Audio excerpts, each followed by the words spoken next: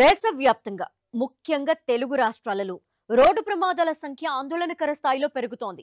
అతివేగం, నిర్లక్ష్యం ఫలితంగా రహదారులపై రక్తపు టేరులు పారుతున్నాయి.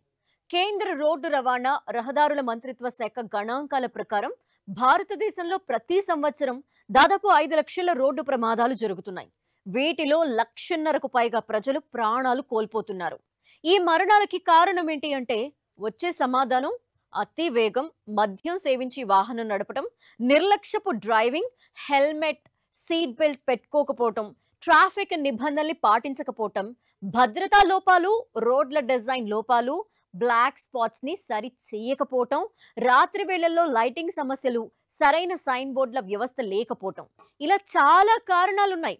మరి వీటికి పరిష్కారం లేదా? ప్రమాదాల్ని నివారించటం ఒక్క ప్రభుత్వం బాధ్యతేనా? ప్రజలకి ఆ బాధ్యత లేదా? దేశవ్యాప్తంగా నమోదైన రోడ్డు ప్రమాదాలకు 70% కారణం అతివేగమే. ఆ తర్వాత డ్రైవర్ నిర్లక్ష్యం, మొబైల్ ఫోన్ డ్రైవింగ్, నిద్రలేమి, బ్లాక్ స్పాట్ లో సరైన సిగ్నలింగ్ వ్యవస్థ లేకపోవడం, రోడ్లపైన రోడ్డు ప్రక్కల హెచ్చరికల గుర్తులు, బోర్డులు లేకపోవడం వల్ల ఈ ప్రమాదాల తీవ్రత మరింతగా పెరుగుతుంది. ప్రైవేట్ ట్రావెల్స్ బస్సులు, ఇతర భారీ వాహనాల్లో స్పీడ్ గవర్నెన్స్ సిస్టంలో లోపాలు ప్రమాదాల సంఖ్యను అమాంతం పెంచుతున్నాయి. కేంద్రం ప్రతి రవాణా వాహనానికి స్పీడ్ గవర్నెన్స్ తప్పనిసరి చేసినా కొందరు ఈ వ్యవస్థను తమకు నచ్చినట్లు ట్యాంపర్ చేసి మార్చేసుకుంటున్నారు. ట్రావెల్స్, సరుకు రవాణా వాహనాలు గంటకు 80 కిలోమీటర్లకు మించి వేగంతో వెళ్లకూడదు అన్నది నిబంధన పాటించడం లేదు. చాలా కేసుల్లో ట్రావెల్ ఏజెన్సీలు డ్రైవర్ల స్పీడ్ గవర్నెన్స్ ను వాహనాల్లో నుంచి తొలగించిన సందర్భాలు ఉన్నాయి. రహదారుల్లో వీటిని తరచూ తనిఖీలు చేయడం లేదు. కొందరు ఆర్టీఏ తనిఖీల సమయంలో వాహనాలకు స్పేర్ పార్ట్లను అమర్చి తనిఖీలు పూర్తయ్యాక వాటిని తొలగించేస్తున్నారు.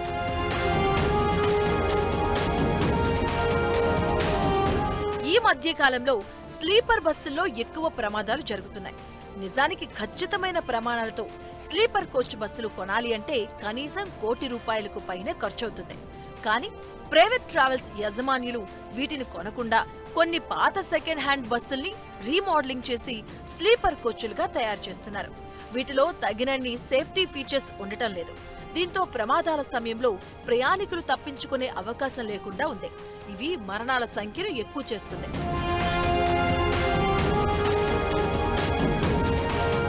కొన్ని ప్రైవేట్ ఏసీ, స్లీపర్ కోచ్ల్లో ఎగ్జిట్ మార్గాలుండవు. కనీసం స్లైడింగ్ కిటికీలను కూడా అమర్చకుండా ప్రయాణికుల్ని తీసుకెళ్తున్నారు. ఏదైనా అగ్ని ప్రమాదం జరిగితే అద్దాలను పగలగొట్టే ఛాన్స్ కూడా ఉండటం లేదు. ఇటు లగేజ్ స్పేస్ ను ఇష్టానుసారం వినియోగిస్తున్నారు. ప్రయాణికుల లగేజ్ స్పేస్ ను సొంత అవసరాలకు, ఇతర వ్యాపార, వాణిజ్య సరుకుల రవాణాకు వినియోగిస్తున్నారు. కర్నూలు వద్ద వి కావేరీ బస్సు ప్రమాదంలో అతి పెద్ద సంఖ్యలో స్మార్ట్ ఫోన్లను లగేజ్ స్పేస్ లో రవాణా చేసినట్టుగా తేలింది. ఈ ఫోన్లలో వేడికి మంటలకు పగిలే గుణమున్న లిథియం అయాన్ బ్యాటరీలను ఉపయోగించారు. ఈ కారణంగానే బస్సు అగ్ని ప్రమాదానికి గురైనప్పుడు పేలుడు జరిగి ప్రమాద తీవ్రతను పెంచాయి. మరణాల సంఖ్య పెరిగాయి.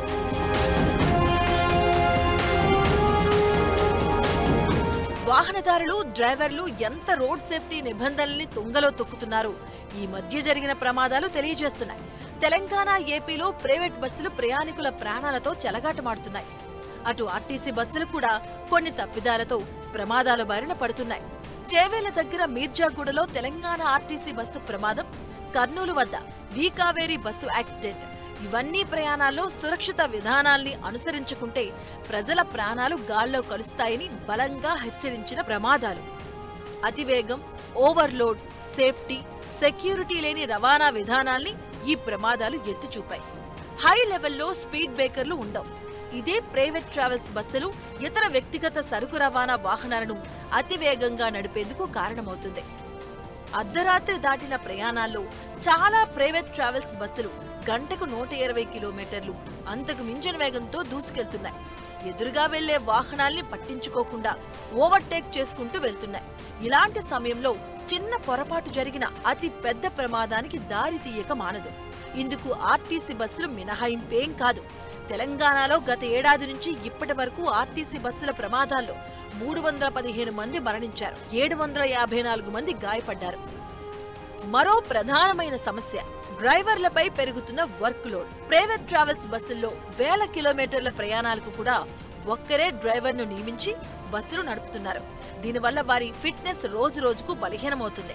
ఎక్కువ దూరం ఒక్క డ్రైవర్ నడపడం వల్ల తెల్లవారుజామున నిద్రమత్తులో ప్రమాదాలు జరుగుతున్నాయి. చాలా మంది సిబ్బంది కొరత, యాజమాన్యాల నిర్లక్ష్యం కారణంగా చాలా మంది డ్రైవర్లు 10 నుంచి 12 గంటలు ఓవర్ టైం డ్యూటీలు చేస్తున్న సందర్భాలు చాలానే ఉన్నాయి. ఏదైనా సమస్య వచ్చినప్పుడు ఆల్టర్నేటివ్ డ్రైవర్ అందుబాటులో ఉండేలా చర్యలు తీసుకోవాల్సిన ట్రావెల్స్ బస్సులు ఆ విషయంలో నిర్లక్ష్యంగా వ్యవహరిస్తూ ప్రజల ప్రాణాలను తీస్తున్నాయి. ప్రభుత్వాలు ఎన్ని చర్యలు తీసుకున్నా ప్రజల భాగస్వామ్యం లేనిదే పూర్తి స్థాయిలో ప్రమాదాలను అరికట్టడం సాధ్యం కాదు. అధికారులు ప్రతి వాహనం ఫిట్నెస్ సరిగా ఉందా లేదా చూడాలి. ప్రతి వాహనదారుడు హెల్మెట్, సీట్ బెల్ట్ తప్పనిసరిగా ధరించాలి. డ్రైవింగ్ చేసేటప్పుడు మొబైల్ ఫోన్ వాడకాన్ని పూర్తిగా మానేయాలి. హైవేల్లో రోడ్ల పక్కన హజార్డ్ లైట్లు వేయకుండా ఆపకూడదు.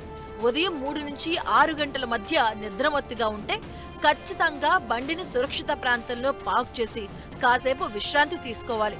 ముఖ్యంగా బ్లాక్ స్పాట్లను గుర్తించి అక్కడే నియంత్రణ, హెచ్చరిక బోర్డులను ఏర్పాటు చేయాలి. రోడ్ల డిజైన్లలో మార్పులు చేయాలి. పాఠశాల స్థాయి నుంచే రోడ్డు భద్రతపై విద్యార్థులకు అవగాహన కల్పించాలి.